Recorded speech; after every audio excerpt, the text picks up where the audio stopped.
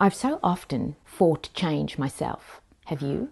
And I sit in change and I think, I don't want this. This is uncomfortable. I'm scared of what tomorrow might hold. This is the end. I mean, those are all the stories going through my mind. So let me tell you what your brain does. Your brain naturally scans for any risk that it can find because it has the innate job to keep you alive.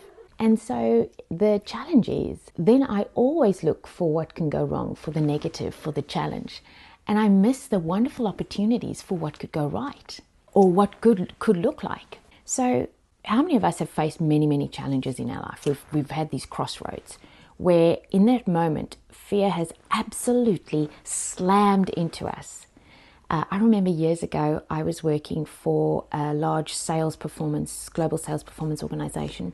And they rolled out a strategy that, number one, I didn't agree with because I'm heart-centered and it was very head-centered, and so I struggled to connect heart and head.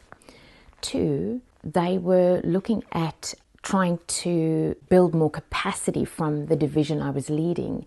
The challenge was I wasn't included in the discussion, so I couldn't contribute. And so leaders, if you're ever looking at redefining a division, please include the people that are leading the division, kind of think, but anyway.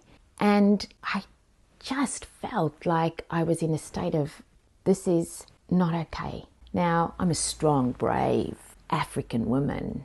So you can imagine I was growling like a lioness. And I saw everything as danger.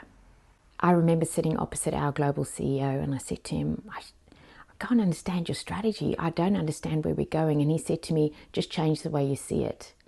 That's basically our conversation. And I didn't know how. I wish I knew what I knew now, but I didn't know how. And it left me feeling incredibly overwhelmed, scarred, challenged, angry, and I was no good. I was no good to myself. I was no good to our clients. I was no good to the team I was leading. I was no good to the leadership team I was in. I was just feral. And for those of you who don't know what feral is, I was like a wild beast. I'm not proud of those moments in my life, but my goodness, what learning opportunities. I was stuck in fear and shame.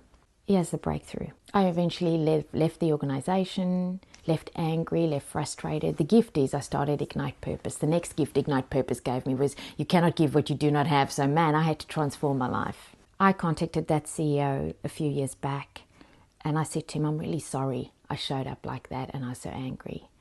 And based on what I know now, man, I could do it so much differently. And so thank you for kind of having peace with me. And he came back and said to me, I could have done it better. And isn't that amazing? So I want to leave this with you. If you're stuck and you're fighting what is, breathe, find someone to talk to, choose to look at it differently, not by saying, well, what am I not seeing? But maybe say, look, this is what it looks like. I need to be peaceful because maybe there's stuff I can't see. And if the direction of the organization is going into a place where I might not be able to use my skill sets, that's okay. I will find another place because that is choice. And the grace that you give yourself in that moment is to remember that this is not about your worth. This is a business decision and it's okay.